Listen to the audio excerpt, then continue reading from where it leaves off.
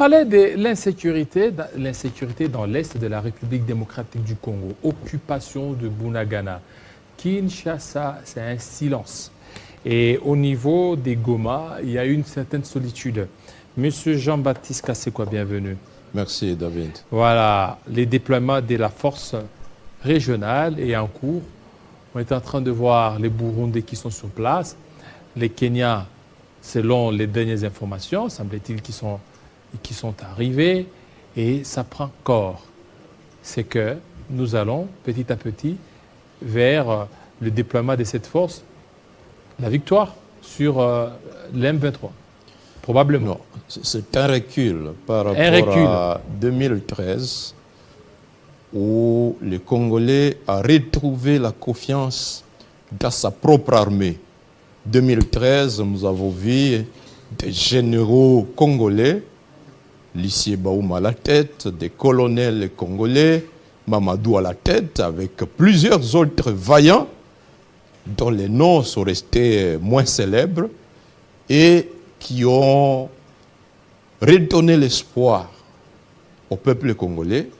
Et en octobre 2013, eh bien, l'M23 a fui Bunagana grâce à la force militaire de notre armée. Mais ici, recule pourquoi? Vous avez suivi Félix sur France 24. Tout ce qu'il dit, c'est de dire les Kenyans vont entrer par Bunagana et vous allez voir. C'est une stratégie militaire qui est en train de ce qu'ils ont fait.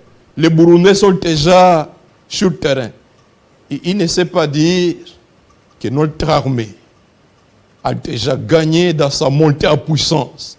Les vaillants militaires FARDC sont au front. Non. Ici, ça me faisait mal au cœur que, en même temps que nous vantons notre détermination à libérer notre pays, mais lorsque l'on nous pose la question de savoir comment, non. Au Komona, voisin à Koya, Kosunga Biso. D'ailleurs, voisin Mosusu, c'est un recul. Donc c'est un recul. Donc, pour les... Et puis, pour terminer, j'apprends, les contingents sont entrés par Ishasha. C'est un territoire de Rutshuru, mais loin de Bunagana. C'est différent déjà de ce que Félix disait. Et puis le matériel serait entré par Kasindi. Le matériel de Kenya. De Kenya. À 350 km de Bunagana. Qu'est-ce qu'il y a autour de ça? Et c'est la raison d'être de mon interpellation. Bunagana, c'est un territoire congolais. Nous ne devons plus continuer à laisser le sort de notre pays se discuter par des envoyés de Macky Sall, Lorenzo, en Angola, des envoyés de la communauté d'Afrique de l'Est, Uhuru Kenyatta, des envoyés je ne sais qui, c'est Obasanjo, c'est Macron. Et nous, Congolais, nous ne savons pas exactement qu'est-ce qui se dit autour de notre pays, qu'est-ce que nous devenons demain. Et l'Assemblée nationale croise le bras, le Sénat croise le bras. Je dis bravo à cette vaillante population de Goma, de Rutshuru, qui se mobilise parce que la population constate finalement que au niveau des institutions, au niveau de ceux-là qui sont censés parler au nom de ces populations, nous fermons la bouche et nous laissons les autres décider de notre devenir. Obasanjo revient avec quel schéma? Lorenzo fait des routes de Luanda, communauté Afrique de l'Est. Et nous sommes comme des moutons, autant nous mener où l'on veut, alors qu'il y a un parlement qui est investi du pouvoir. J'avais dit, avant le vote en faveur de la fameuse loi d'habilitation, qu'il nous fallait faire attention que dans sa stratégie d'occupation militaire intensive de l'Est de la RDC, le Rwanda procédait par déploiement de ses militaires, et ce déploiement, cette infiltration qui était légalisée par des accords qui ont toujours été signés en dehors du Parlement. Et aujourd'hui, nous tendons vers le même schéma.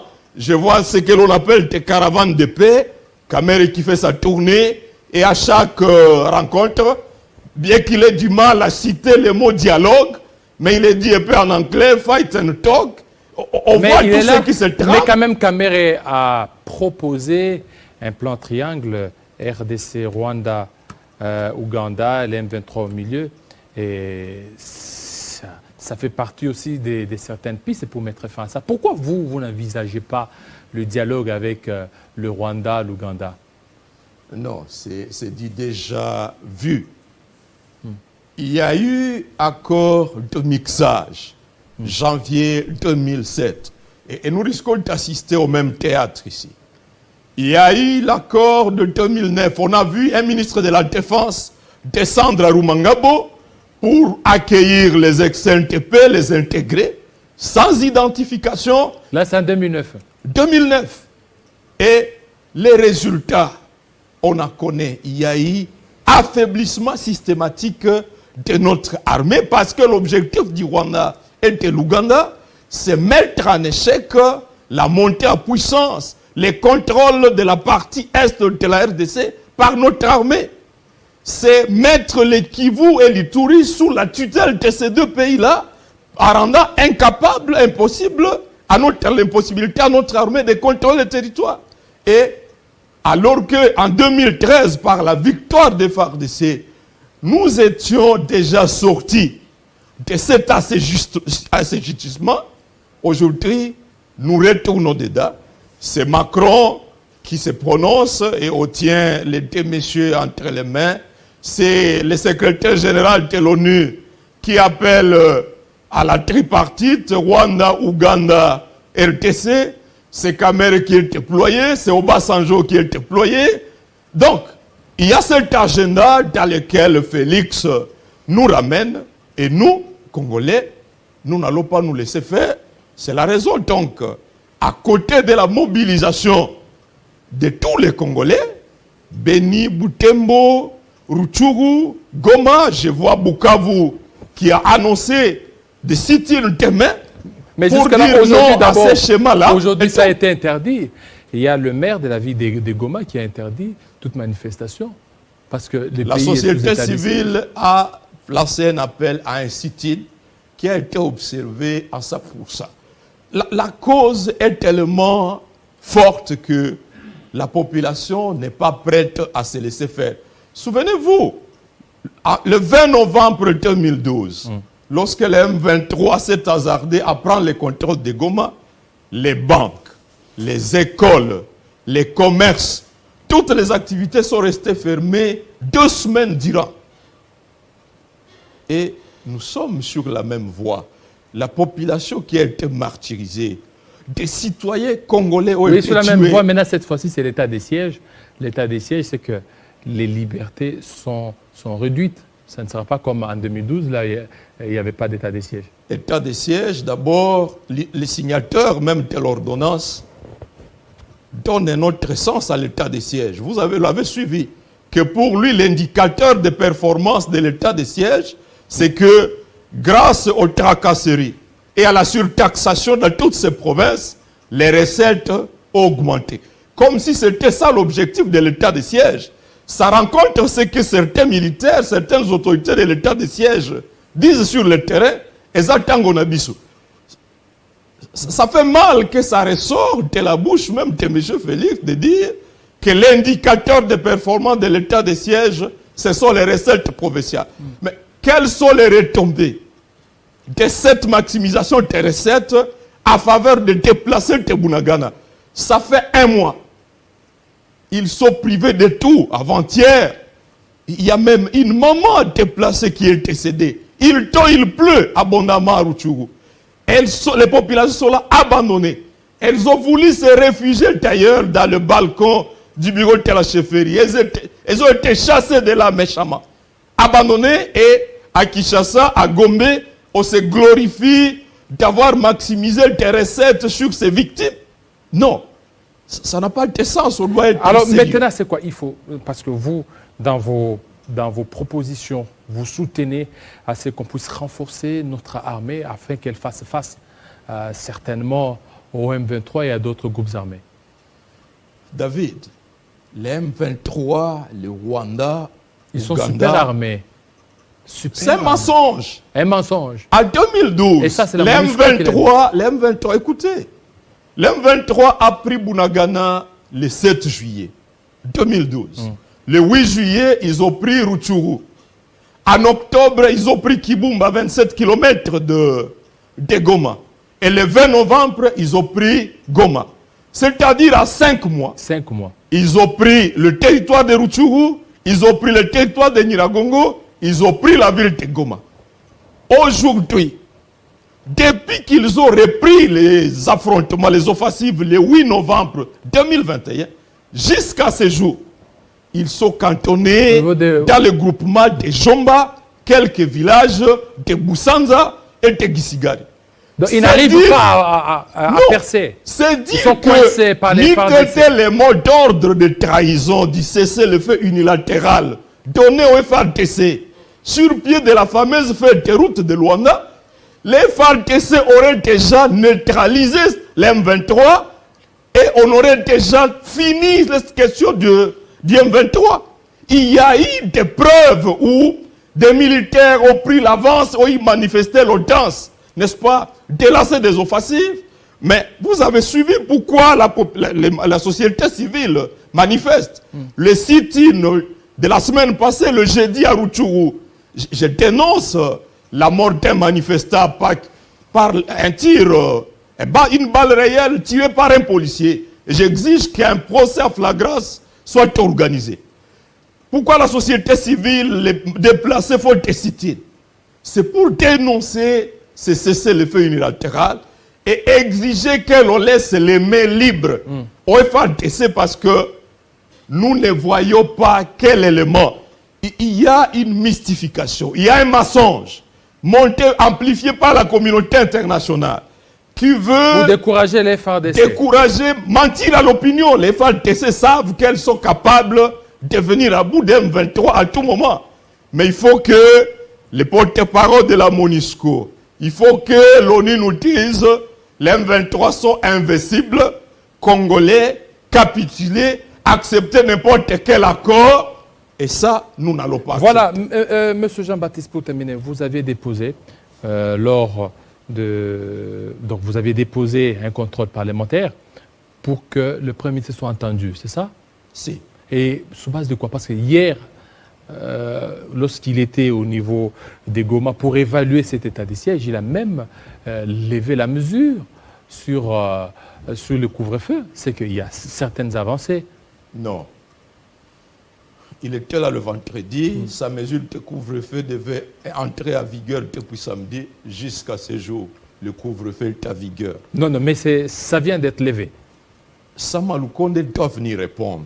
Parce que finalement, il faut que nous sortions du jeu de ping-pong. D'abord, dans son programme déposé à l'Assemblée nationale, sur base duquel il a été investi avec son gouvernement, il a prévu instaurer un état d'urgence sécuritaire. Une semaine après, il contresigne une ordonnance portant proclamation de l'état de siège. Deux choses différentes. Il a menti au Parlement.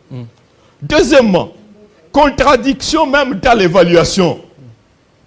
Les signataires de l'ordonnance portant proclamation de l'état de siège dit l'état de siège est un succès du fait de la maximisation des recettes.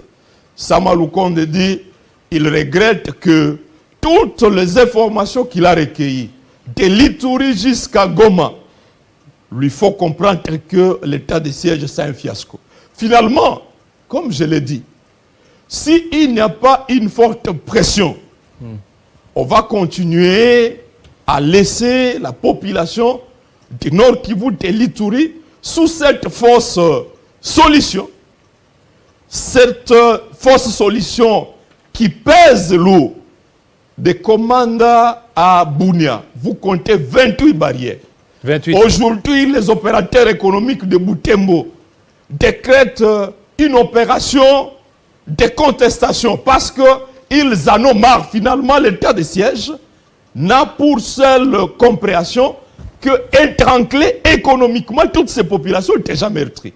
Pourtant, il y a lieu d'instaurer des approches qui permettent une collaboration entre l'armée et la population bien plus. L'état de siège a sémé une cacophonie dans la chaîne des commandements au sein même des autorités militaires et autorités de l'état de siège. Vous trouvez un colonel, administrateur du territoire, la population de Beni vient lui dire, les ennemis se trouvent à Tchani Tchani. Est-ce que vous pouvez faire tout pour qu'on les anéantisse? Il dit, mais, chère population, si j'avais seulement à ma disposition 250 éléments, j'interviendrais. Mais celui qui est commandant secteur ou commandant axe, c'est un général. L'acteur, c'est un colonel. Confusion. Et on laisse périr des populations. À Rutshuru, c'est la même chose. On vient de prendre des décisions, commandement zone opérationnelle, gouverneur militaire. Dans une province en Ituri, vous retrouvez facilement 10 à 11 généraux. Finalement, on veut créer un tel libération alors que 2013, nous n'avions qu'un seul général, Baouma, qui commande la région militaire, qui commande les opérations. Il a sous son commandement des colonels, patriotes. Et on a remporté la victoire. Donc, l'état de siège, qui est une mesure exceptionnelle, doit être élevé, raison pour laquelle, au regard de l'état des lieux, dans mon interpellation adressée au Premier ministre, je donne l'état des lieux à Rutshuru, 105 jours d'occupation de Bunagana, sous état de siège. À territoire de Beni, Irumu, Mambasa, Djougou, les présumés Altef qui ont étendu les rayons de Otomabere à Komanda, Mambasa, Biakato, Beni, une distance d'une longueur de 300 km, largeur 200 km, à 16 mois d'état de siège. Mambasa, c'est non loin de Kisangani. Donc, si nous laissons Sama Lukonde, son gouvernement, exposer l'intégrité territoriale telle qu'il est là, nous risquons d'être surpris qu'on enregistre ce même scénario à Kisangani. Kisangani, c'est la route du fleuve jusqu'à Kinshasa. Voyez déjà ce qui se passe dans le Kwamouth. D'ailleurs, on va parler avec votre il est impérieux que les députés sortent de la complaisance. Ce n'est pas parce que l'on est de l'union sacrée qu'on va laisser l'intégrité territoriale du pays être entamée et qu'on croise les bras. Dans les cas contraires, la population de l'Ituri, la population du Sud Kivu, du Nord Kivu va s'élever si et seulement si les institutions continuent à garder silence au nom de je ne sais quel contrat. Je n'étais pas là lorsqu'on a signé les contrats, les deals entre députés et Félix pour créer l'union sacrée. Mais si les contenus de ces deals étaient de sorte que les gens se taisent devant un péril si grave, eh bien, je ne voudrais pas être complice, mais j'estime que Mbosso va programmer l'interpellation pour que j'en explique les contenus le bien fondés aux collègues et que le Premier ministre vienne s'expliquer pourquoi, en dépit des recommandations qui lui ont été fournies par l'Assemblée nationale, la situation se détériore, en dépit même des dénonciations faites par son chef, qui déjà à 2 mois de l'état de siège avait dénoncé la magouille, la mafia au sein de l'armée. Qu'est-ce que Mbosso a fait? Quels sont les résultats de cette dénonciation? Est-ce qu'il a mené des enquêtes? Et si Mbosso, Sama Lukonde, n'a rien fait, il ne mériterait plus la confiance de l'Assemblée nationale en rapport avec le budget 2023 qu'il a déposé. Il faudrait qu'on les sanctionne et que quelqu'un de plus compétent, de plus engagé, prenne la commande. Merci beaucoup, M. Jean-Baptiste Kassekwa. Je pense que le message est passé. Espérons que votre interpellation sera alignée parmi tant d'autres matières. Willy Bolio, on va parler cette fois-ci des Kwamouth, on va parler des Bagata, on va parler du Kwilu. Toujours l'insécurité. Cette fois-ci, ça sera. Bienvenue à tous.